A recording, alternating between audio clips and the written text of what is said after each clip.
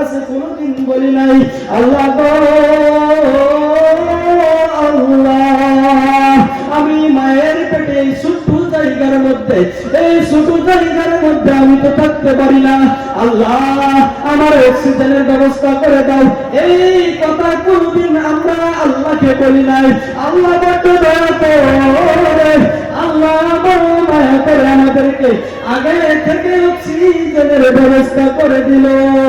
তারপর আমাদের কতকে খাইতে হবে, মায়ের পেটের মধ্যে খাইতে হবে। সেইখানে তো কেউ খাওয়াইয়া দিতে পারে না, সেইখানে তো আমরা নিজেরাও খাইতে পারতাম না। কিভাবে আল্লাহ কুদরতি ভাবে আমাদেরকে মায়ের পেটের মধ্যে খাওয়াইলো, মায়ের পেটের মধ্যে আল্লাহ কুদরতি ভাবে খাওয়াইলো, কুদরতি ভাবে অক্সিজেন দিল। যখন 10 মাস পর মায়ের পেটে থেকে দুনিয়ার মধ্যে আসলাম, এসে কি খাইবো, কিভাবে খাইবো, কি খাইবো কিছুই তো চিনি না, কিছুই তো জানি না। আমার আল্লাহ পাক রব্বুল আলামিন বলে, বান্দা রে, তুই দুনিয়ার আসার আগে থেকে আমি ধীরে ধীরে তোর রিজিক বাহির করে রাখছি তোর মায়ের বুকের মধ্যে। ও বান্দা রে, বান্দা, তুই কি কোনদিন আমার কাছে চাইছিলি? তুই তো কোনদিন আমার কাছে বলিস নাই রে বান্দা যে আমার রিজিক লাগবে।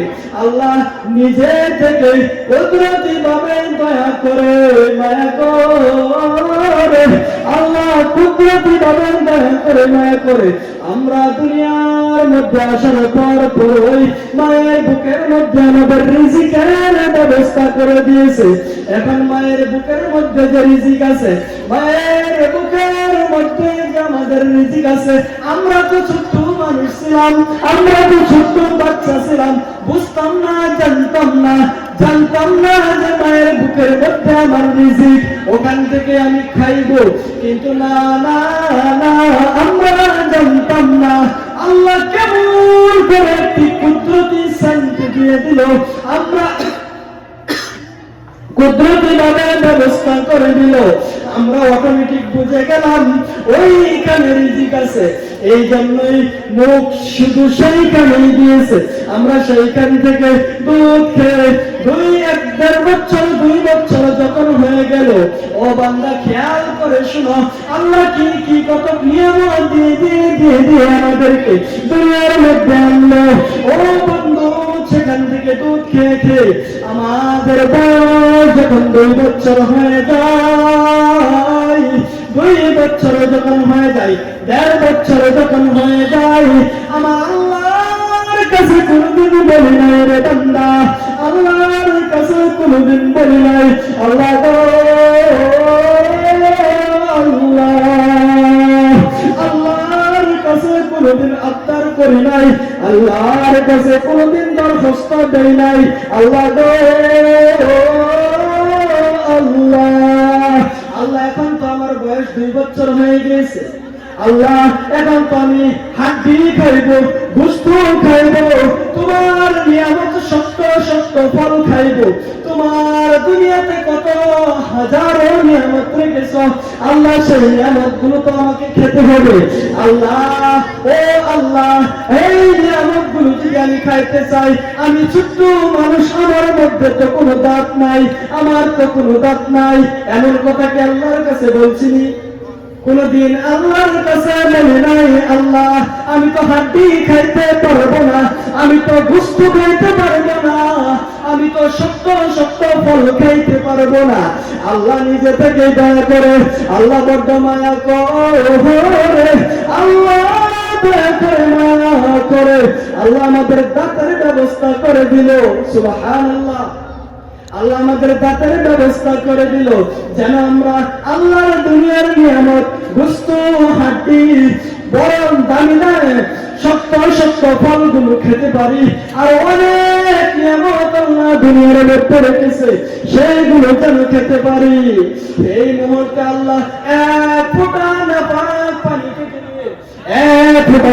পানি থেকে নিয়ে মায়ের গর্ভের মধ্যে অক্সিজেন দিল, সেইখানে খাওয়াইলো, দুনিয়ার মধ্যে আনলো, দুধ খাওয়াইলো, তার তারপরে ডাক দিল আল্লাহর নিয়ামত খেয়ে খেয়ে খেয়ে খেয়ে যখন আমাদের বয়স 7 বছর হয়ে যায়, আমাদের বয়স যখন 7 বছর হয়ে গেল, তখন আল্লাহ জরুরি ভাবে আল্লাহ কঠোর ভাবে বললেন, রে বান্দা তুই আমার ইবাদত কর।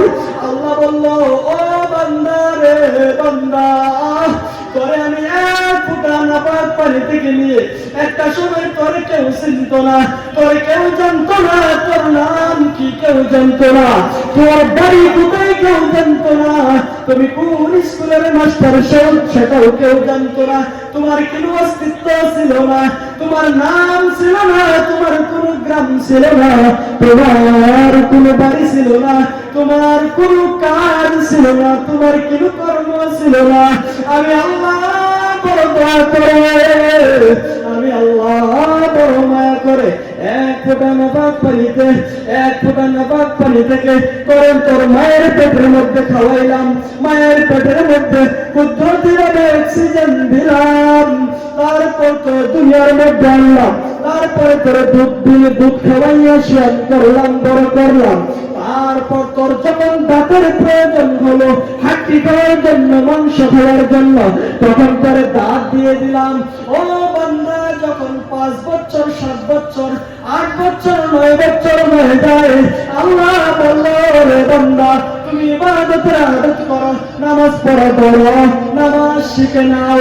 যখন 12 বছর হয়ে গেল রে, তখন আমার আল্লাহ বলল, ও বান্দা রে বান্দা, তোর এক ফোঁটা নাপাক পানি থেকে নিয়ে 12 বছর বয়স পর্যন্ত নিয়ে গেলাম, কোনদিন কঠোরভাবে বলি নাই নামাজ পড়, কারণ আমি আল্লাহ জানি তুই ছোট্ট মানুষ, তুই ভালোভাবে হতে করতে পারবি না, পাপ পবিত্র হইতে পারবি না, তুই ঠান্ডার মধ্যে ফজরের সময় উঠতে পারবি না। এই জন্য আমি আল্লাহ তো বড় দয়াবান, আমি আল্লাহ তো বড় মায়াবান, আমি আল্লাহ তো বড় রহম করনেওয়ালা। এই জন্য আমি ছোট্ট সময় কষ্ট দেই নাই রে বান্দা। যখন তোর বয়স 12 বছর হয়ে গেল, তোর বয়স যখন 12 বছর হয়ে গেল, আমি আল্লাহ বললাম, রে বান্দা রে বান্দা, তুই আমার ইবাদত কর। তখন আল্লাহ বলল ইবাদত করার জন্য। চিন্তা করছেন নি, ছোট্ট থেকে নিয়ে আল্লাহ 12 বছর পর্যন্ত স্টেপ বাই স্টেপ আমাদেরকে যখন যেটার প্রয়োজন হয় তখন সেটা দিয়ে 12 বছর বয়সের সময় বলল, বান্দা রে ইবাদত কর। কেন করবেন না সেই আল্লাহর ইবাদত? এত নাফরমান কেন রে বান্দা তুমি? দেখেন আল্লাহ রাব্বুল আলামিন হাজারো নিয়ামত দিয়ে আমাদেরকে ভরপুর করে রেখেছেন, হাজার নিয়ামত আল্লাহ দুনিয়ার মধ্যে আমাদেরকে দিয়েছেন, যে এক একটা নিয়ামতের দাম কোটি টাকা, এক একটা নিয়ামতের দাম কোটি টাকার চেয়ে বেশি। ও বন্ধু, যে আল্লাহর অক্সিজেন আমরা সর্বদা গ্রহণ করতেছি, সর্বদা অক্সিজেন গ্রহণ করতেছি। ও বন্ধু, যারা সিটের মধ্যে শুয়ে আছে তাদের কাছে জিজ্ঞেস করো অক্সিজেনের কত দাম। ফ্রি পাইলে তো দাম কিছু কমই দেয়, হ্যাঁ? যারা সিভিলের সিটের মধ্যে শুয়ে আছে তাদেরকে জিজ্ঞেস করবে, বন্ধু অক্সিজেনের কত দাম। আমার আল্লাহ দয়া করে মায়া করে আমাদেরকে যে 2টা চক্ষু দিল, যে 2টা চক্ষু দিল, যাদের চোখ নাই তাদের কাছে জিজ্ঞেস করে দেখেন চোখের কত দাম, 2টা চোখের কত দাম। যাদের চোখ নাই তাদের কাছে জিজ্ঞেস করেন। আমার আল্লাহ যে আমাদেরকে কান দিল, 2টা করে কান দিল, যাদের কান নাই, যাদের কানে শুনে না তাদেরকে জিজ্ঞেস করো কানের কত দাম। আমার আল্লাহ পাক রব্বুল আলামিন আমাদেরকে 2টি হাত দিল, যাদের হাত নাই তাদেরকে জিজ্ঞেস করো হাতের কত দাম। ও বন্ধু গো, 500 টাকার জন্য আমরা মানুষের বাড়িতে সারাদিন কাজ করে দেই, সারাদিন কাজ করি 500 টাকার জন্য, 600 টাকার জন্য, মাস্টার সাহেব চাকরি করে 30,000 40,000 টাকার জন্য একদিন যদি স্কুলে না যায়, বলে রে আমার গায়ের হাজরা পড়ে যাবে, এই বেতনটা আমার দরমা থেকে কাটা যাবে, আমার অনেক ক্ষতি হতে পারে। ও বন্ধু, তুমি মালিকের কাছে কাজ করো বন্ধু, 1 মাস যাবৎ কাজ করো, কোনদিন দিনের মধ্যে 2 ঘন্টা ঘুমাও না, কারণ মালিক যদি দেখে ফেলে তাহলে তোমার কাজে লাগবে না। ও বন্ধু, আমরা যারা মানুষের বাড়িতে কাজ করি, ও বন্ধু 1 ঘন্টা সময় কোনদিন একসাথে জিরাই না, 1 ঘন্টা সময় একসাথে জিরাই না, কারণ মালিক যদি দেখে ফেলে পয়সা দিবে না। ও বন্ধু, আমার আল্লাহ বুঝাইতে চাইল, আমার আল্লাহ জানাইতে চাইল রে বান্দা, ও বান্দা রে, 500 টাকার জন্য মাসে 15,000 টাকার জন্য মালিকের বাসার কাজ তুমি বিঘাত করে দাও না। ও বান্দা রে, আমি যা করে নিয়ম দিয়েছি, খাতা কলম নিয়ে বসে যাও, খাতা কলম নিয়ে হিসাবের মধ্যে বসে যাও। কোটি কোটি কোটি কোটি টাকার জিনিস আল্লাহর থেকে তুমি নিয়ে রেখেছো, সেইগুলা আমার আল্লাহ যে বলছে বান্দা তুমি সারাদিনে 24 ঘন্টার মধ্যে, দিনে 24 ঘন্টার মধ্যে তুমি 2 ঘন্টা সময় আমি আল্লাহরে দিয়ে দাও, ফজর 20 মিনিট সময় আমি আল্লাহরে দিয়ে দাও। আল্লাহরে দিয়ে দাও মানে কি? নিজের ফায়দা আছে, সকালে উঠলেন নিজের ফায়দা আছে। ইসলামের যতগুলা নিয়ম কারণ আছে, ইসলামের যত নিয়ম কারণ আছে, সবকিছুতে দুনিয়াবি ফায়দা আছে, সবকিছুতে দুনিয়াবি ফায়দা আছে। নামাজ আমরা বলি, নামাজের মধ্যে কোনো ক্ষতি নাই, যদিও আমরা বলি সবের নিয়তে, যদি আপনারা এমনি যদি নামাজের মতন করেন তাহলে শরীরের ফায়দা আছে, ব্যায়াম হয়ে যায়। এই তো ওযু আমরা দিনে 5 বার ওযু করি, দিনে 5 বার ওযু করার কারণে আমাদের শরীরের যত ময়লা, হাতের ময়লা, মুখের ময়লা, পায়ের ময়লা সবগুলো ধুয়ে যায়। আজকের বিজ্ঞান বলে এগুলোর কারণে আমাদের ব্লাড ক্যান্সার হইতে আমরা বেঁচে থাকি। অনেকগুলো ইসলামের যত নিয়ম আছে, আপনারা যত নিয়ম আছে সার্চ করে করে দেখবেন গুগলের মধ্যে, সবগুলোর মধ্যেই দুনিয়াবি কল্যাণ রয়েছে।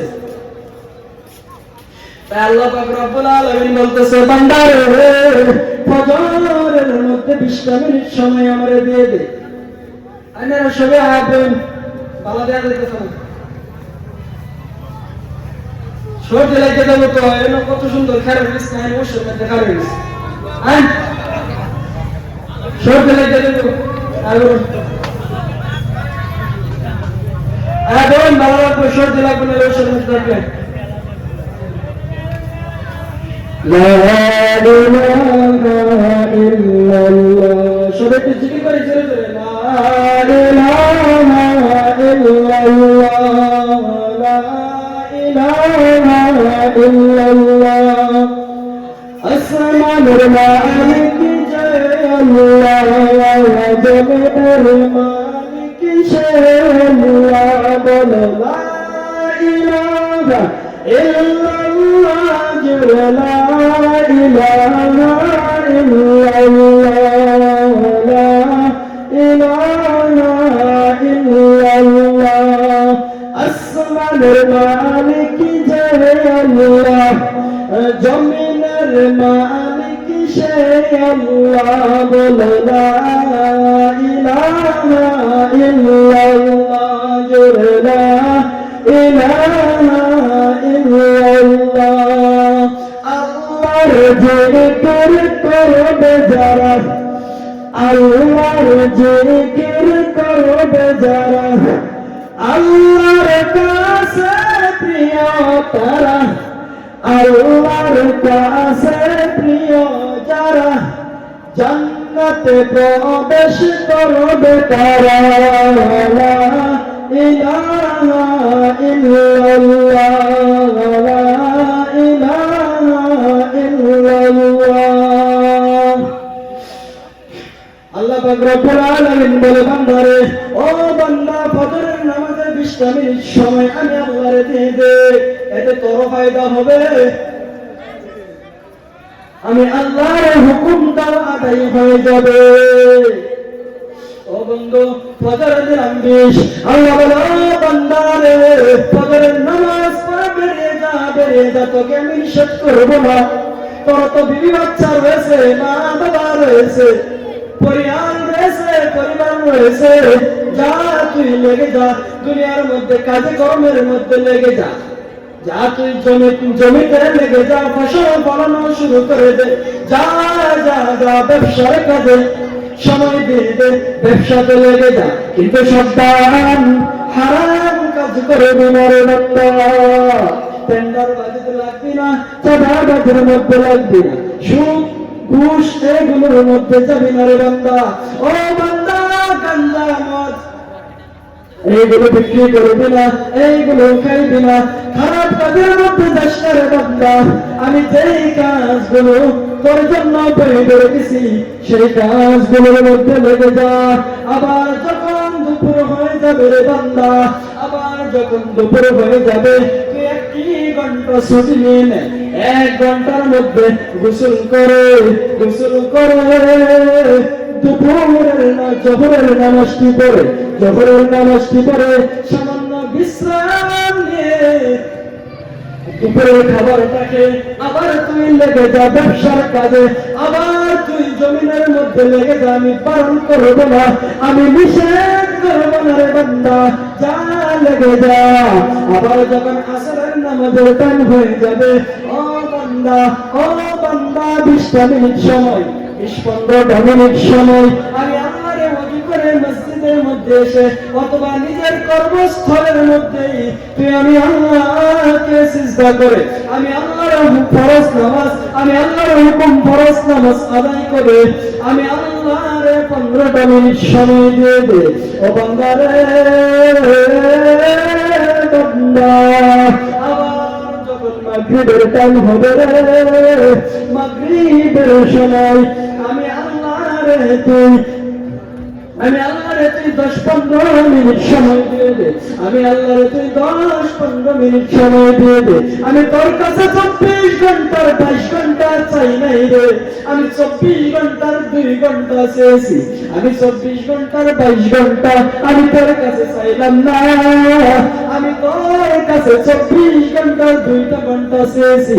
আবার যখন ইশারার টাইম হবে গো, আবার তুমি ওযু করে সুন্দরভাবে ইশারের নামাজটা পড়ে অল্প সময় তাসবিহ পড়ে অল্প সময় এক্সট্রা আমল করে বান্দা তুই বিছানার মধ্যে শুয়ে যা। এটাই তো চেয়েছিলাম আমি আল্লাহ তোর কাছে।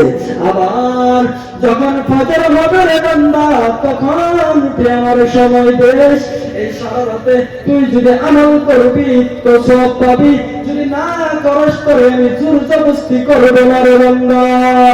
ও বান্দা গো বান্দা, এত সুন্দর ভাবে তোরে বুঝানোর পরে, এত সুন্দর ভাবে জানানোর পরে তুই যে আমার কাছে ছুটে আসছিস না, তুমি আমার ইবাদত করছো না রে বান্দা। ও বান্দা, তুমি মনে করছো কি তোমার এমনি ছেড়ে দেব?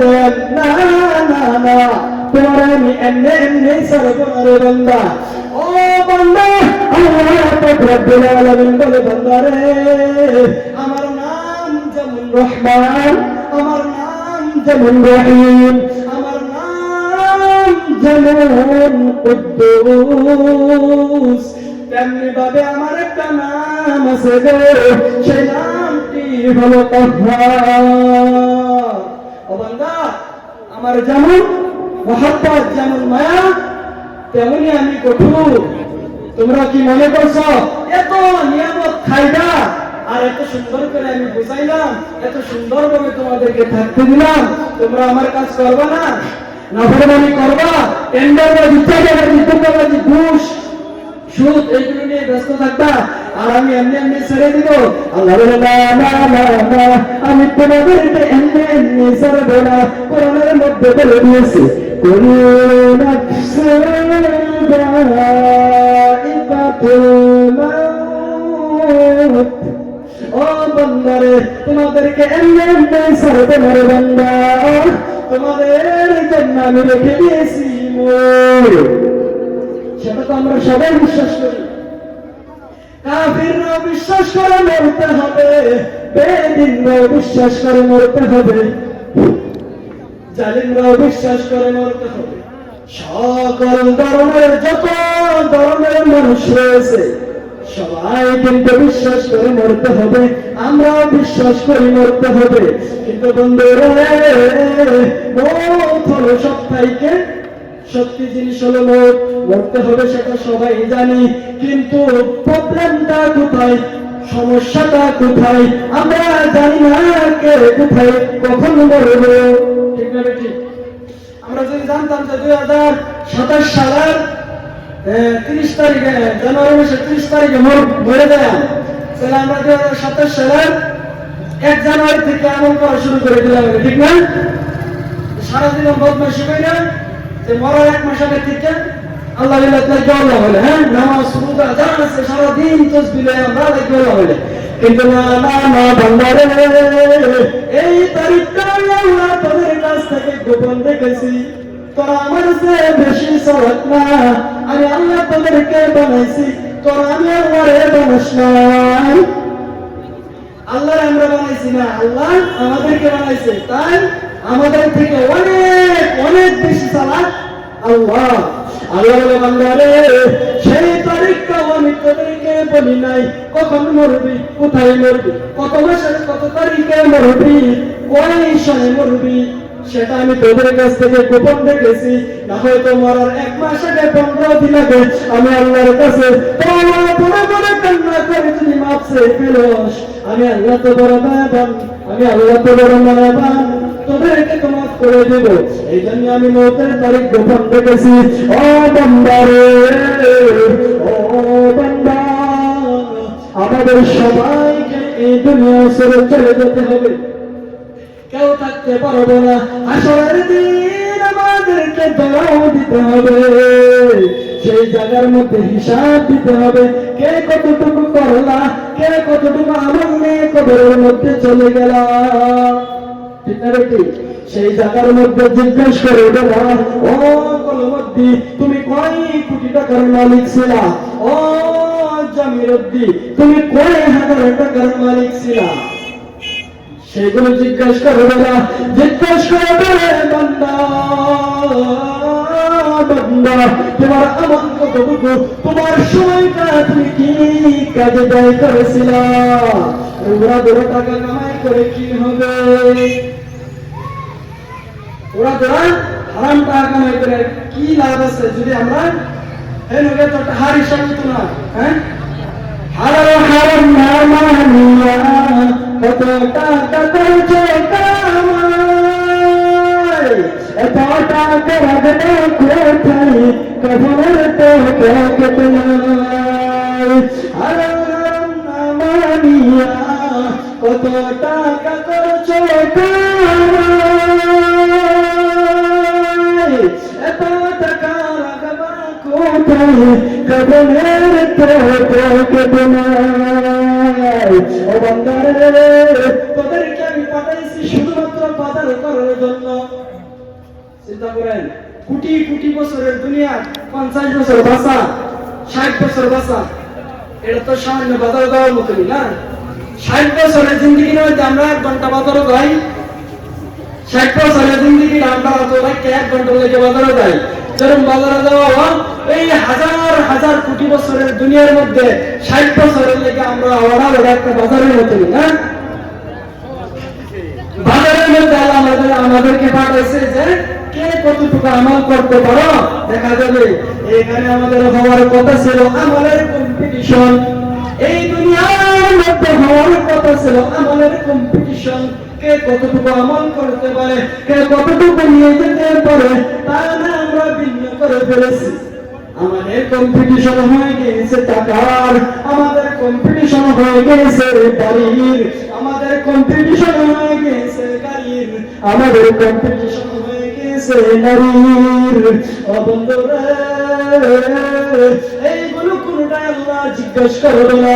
আল্লাহ জিজ্ঞেস করবে, ও বান্দা তোমার আমল কতটুকু। ও বন্ধু, বলতেছিলাম আমি সবাইকে মরতে হবে এবং কি সব কিছু দুনিয়া থেকে শেষ হয়ে যাবে। আল্লাহর নবী, বিশ্ব নবী, মায়ের নবী, তিনিও দুনিয়া থেকে চলে গিয়েছে। মৌতের সময় যে কতটা কষ্ট, মৌতের সময় যে কতটা কষ্ট হয়, মৌত যে কতটুকু কষ্টকর জিনিস, আল্লাহর নবী, দয়ার নবী, মায়ার নবী, বিশ্ব নবী যেই দিন দুনিয়া থেকে চলে যাইবে, যেই দিন দুনিয়া থেকে চলে যাইবে, আমাদের আয়েশা বলে, ও পৃথিবীর মানুষেরা রে, আল্লাহর নবী মাসুম, আল্লাহর নবী বেগুনা, আল্লাহর নবী মাসুম, আল্লাহর নবী বেগুনা, আল্লাহর নবীর কোনো গুনাহ নাই, আল্লাহর নবীর জিন্দেগীর মধ্যে কোনো গুনাহ নাই, কিন্তু আল্লাহর নবীর ইন্তেকালের সময় আমি দেখতেছি আল্লাহর নবীর মাথা মুবারক পর্যন্ত থেকে নিয়ে পা মুবারক পর্যন্ত শরীরের প্রত্যেকটি পশম দাঁড়িয়ে গিয়েছে, প্রত্যেকটি পশম দিয়ে ঘাম ঝরতেছে। আমাদের আয়েশা বলে, ও পৃথিবীর মানুষেরা রে, ও পৃথিবীর মানুষেরা রে, আল্লাহর নবী মাসুম, আল্লাহর নবী বেগুনা, আল্লাহর নবীর কোনো গুনাহ নাই, আল্লাহর নবীর ইন্তিকালের সময় যদি এমন কষ্ট হয়, তাহলে আমি তুমি যারা দুনিয়ার মধ্যে আছি, আমাদের ইন্তিকালের সময় কেমন কষ্ট হবে। এই মুহূর্তে দরজার মধ্যে কে জানি মুখ করতেছে, কে জানি টোকা দেয়, কে জানি সালাম দেয়। আল্লাহর নবী ফাতিমাকে বলল, যাও যাও যাও, ও ফাতিমা যাও যাও। কে দেখো তো, কে জানি দরজার মধ্যে সালাম দেয়, কে জানি দরজার মধ্যে মুখ করতেছে, কে জানি দরজার মধ্যে টোকা দেয়। আল্লাহর নবী ফাতিমা চলে গেল দেখার জন্য। ফাতিমা গিয়ে দেখে এমন একটা মানুষ, যার পা হলো মাটির উপরে, যার পা হলো মাটির উপরে, যার মাথাটা হলো আসমানের উপরে। আল্লাহর নবীর মেয়ে ফাতিমা ডাকতে বলে, আব্বা গো, আব্বা, এটা কেমন মানুষ আব্বা, এটা কেমন মানুষ, তার পা হলো জমিনের উপরে, তার মাথাটা হলো আসমানের উপরে, তার মাথাটা হলো আসমানের উপরে। ও পাগো, এই মক্কা মদিনাতে কোনোদিন এমন মানুষ দেখি নাই রে আব্বা, এই গোটা বিশ্বের মধ্যে এমন মানুষ কোনোদিন দেখি নাই রে আব্বা, এটা কেমন মানুষ। আল্লাহর নবী ডাক দিয়ে বলে, মা রে মা, এটা হলো হাযা মালাকুল মউত, এটা হলো দুনিয়ার সব সাতপর্তনকারী রে মা, এটা হলো আজরাইল, এটা হলো মালাকুল মউত। আল্লাহর নবীর মেয়ে ফাতিমা ডাক দিয়ে বলে, আব্বা ও আব্বা, আমি জানতে পারলাম, আমি বুঝতে পারলাম, আমার জানার বাকি নাই, আমার বুঝার বাকি নাই রে আব্বা। এই মুহূর্তে তোমার শরীরের মধ্যে প্রচন্ড জ্বর, এই মুহূর্তে তোমার শরীরটা অসুস্থ, এই মুহূর্তে আজরাইল আলাইহিস সালাম কেন আসছে আমার বুঝার বাকি নাই, আমার জানার বাকি নাই। ও আব্বা গো, আমি কিন্তু আজরাইলকে ঘরের মধ্যে আসতে দেব না, আমি কিন্তু আজরাইলকে ঘরের মধ্যে ঢুকতে দেব না। আল্লাহর নবী ডাক দিয়ে বলে, ফাতিমা রে, ও ফাতিমা, আজরাইল দুনিয়ার কারো বাড়িতে যাওয়ার আগে কারো কাছে পারমিশন নেয় না, কারো কাছে জিজ্ঞাসা করে না, ও ফাতিমা রে, আমি আমার কাছে পারমিশন চেয়েছে, আমার কাছে জিজ্ঞাসা করতেছে, ও ফাতিমা রে, এটা তোমার বাবার, এটা তোমার বাবার মুজিজা, তোমার বাবার সম্মান। ও ফাতিমা রে, তুমি যদি আসতে দাও তবে আসতে পারবে, তুমি যদি আসতে না দাও তবেও কিন্তু আসতে পারবে। ও ফাতিমা রে, ও ফাতিমা, ইজাজত চেয়েছে, পারমিশন চেয়েছে, সেটা তোমার বাবার ইজ্জত, তোমার বাবার ইজ্জত রক্ষা করে তুমি আজরাইলকে ঘরের মধ্যে আসতে দাও। এই কথা শুনে যখন আজরাইলকে ফাতিমা ঘরের মধ্যে আসতে দিল, আজরাইল আলাইহিস সালাম ঘরের মধ্যে এসে প্রিয় নবী সাল্লাল্লাহু আলাইহি ওয়াসাল্লামকে সালাম দেয়, আসসালাতু ওয়াসসালামু আলাইকা ইয়া রাসূলুল্লাহ, আসসালাতু ওয়াসসালামু আলাইকা ইয়া হাবিবাল্লাহ। আল্লাহ আমাকে পাঠিয়েছে, আপনার কাছে পাঠিয়েছে, আল্লাহ আমাকে আপনার কাছে পাঠিয়েছে আর বলেছে, নবী গো, আপনি চাইলে চাইলেও যাইতে চাইলেও যাইতে পারেন, থাকতে চাইলেও থাকতে পারেন। ও নবী গো, আপনি যদি বলেন দুনিয়ার মধ্যে থাকবেন তাহলে আল্লাহ আপনার হায়াত বাড়িয়ে দিবে, আর আপনি যদি বলেন চলে যাইবেন তাও চলে যাইতে পারেন। আল্লাহর নবী, বিশ্ব নবী, মায়ের নবী, তুই জাহানের বাদশা নবী, কোন কায়নাতের নবী বলে, ও আজরাইল রে, তুমি একটু অপেক্ষা করো, তুমি একটু অপেক্ষা করো, জিবরাইল আসার পর্যন্ত আমি ফাইনাল ডিসিশন নিব না। আজরাইল, জিবরাইলকে আসতে দাও, জিবরাইল আসার পরে আমি ফাইনাল ডিসিশন নেব। ইতিমধ্যে জিবরাইল আলাইহিস সালাম এসে হাজির হয়ে গেল, জিবরাইল আলাইহিস সালাম এসে হাজির হয়ে গেল।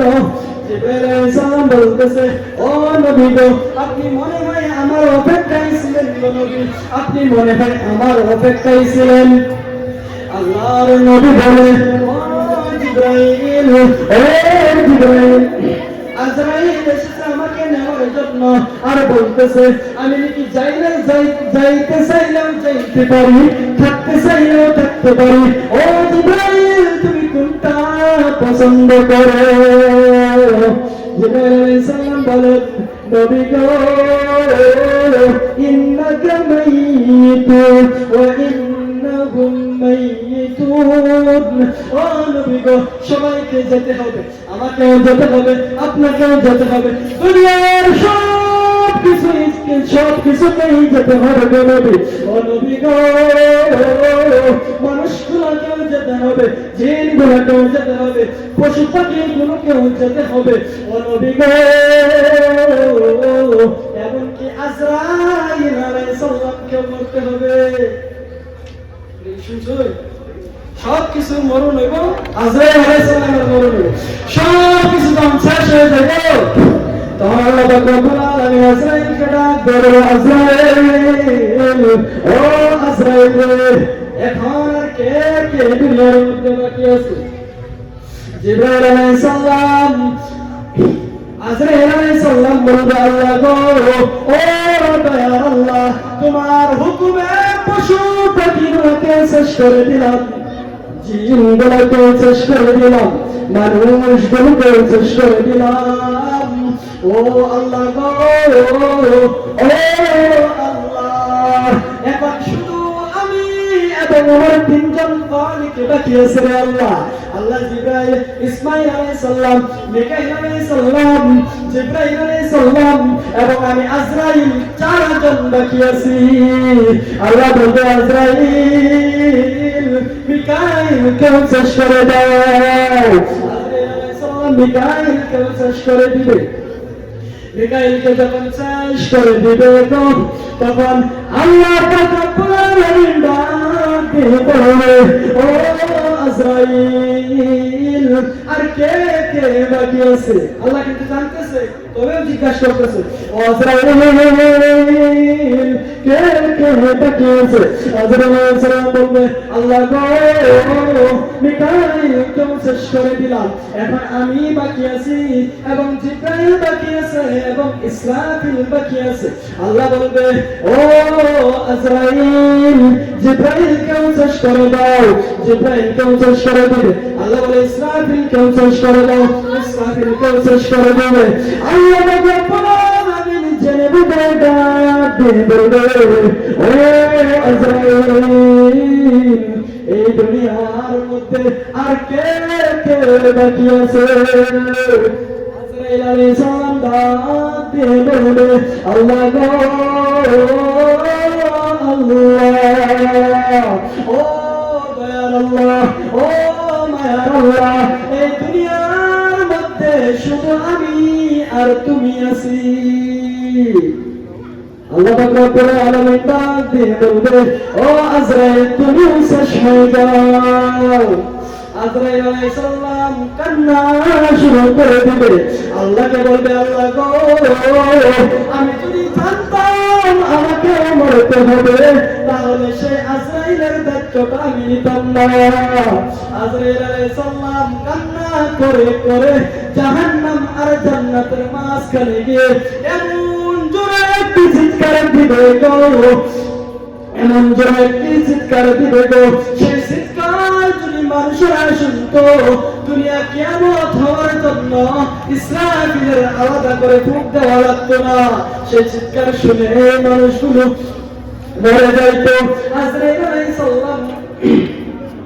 আলাইহিস সালাম শেষ হয়ে যাবে এখন আল্লাহ পাক রব্বুল আলামিন একা একা ডাক দিয়ে বলবে ও পৃথিবীর জালিম বাচ্চারা ও পৃথিবীর কুখ্যাত বেঈমানেরা ও পৃথিবীর বুকের ফেরাউন ও নমরুদ ও কারুন বড় বড় বেঈমানগুলোকে ডাক দিয়ে বলবে ও দুনিয়ার পাহাড়েরা ও দুনিয়ার সাগরেরা সব কিছুকে ডাক দিয়ে আল্লাহ পাক রব্বুল আলামিন আল্লাহর বিচার শুরু করে দিবে সেদিকে আর যাই না আমি বলতে চেয়েছিলাম আল্লাহর নবী সাল্লাল্লাহু আলাইহি ওয়াসাল্লামকে জিবরাইল আলাইহিস সালাম বলতেছে ও নবী গো সব কিছুকেই যেতে হবে আমি যাওয়াটাই পছন্দ করি গো নবী নবীজি জিজ্ঞাসা করছিল ও জিবরাইল আজরাইল আইছে আমারে জিজ্ঞাসা করতেছে আমি যাইতে চাইলে যাইতে পারি থাকতে চাইলে থাকতে পারি ও জিবরাইল তুমি কোনটা পছন্দ করো আমি যাওয়াটা পছন্দ করো নাকি দুনিয়ার মধ্যে থাকাটা পছন্দ করো জিবরাইল সালাম বলে নবী গো ও নবী আমি যাওয়াটাই পছন্দ করি গো নবী কেন ও নবী এই দুনিয়ার মধ্যে আপনি অনেক কষ্ট করেছেন গো নবী পেটের মধ্যে কাঁচা পেরেছেন গো নবী এই কাফির বেঈমানদের পাথরের আঘাত খেয়েছেন গো নবী ও নবী গো খোদার যন্ত্রণা পেটে নিয়ে পেটের মধ্যে কাঁচা পেটে দিনকে দিন পার করেছেন গো নবী ও নবী গো আমি যাওয়াটাই পছন্দ করি গো নবী এই দুনিয়ার চেয়ে ওই দুনিয়া আপনার জন্য অনেক সুখময় হবে গো নবী আল্লাহর নবী কান্না শুরু করে দিল আল্লাহর নবী কান্না শুরু করে দিল